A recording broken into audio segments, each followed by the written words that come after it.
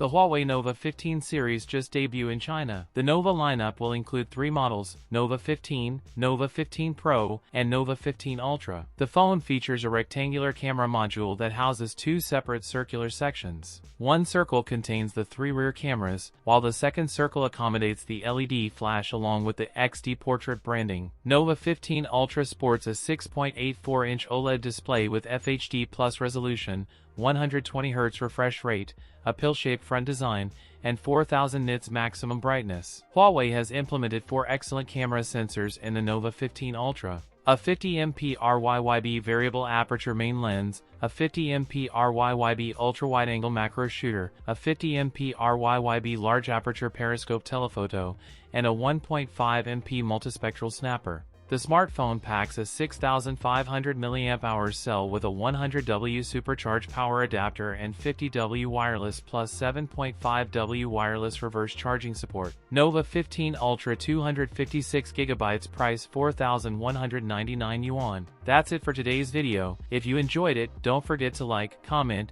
and subscribe for more content. Thanks for watching, and I'll see you in the next one.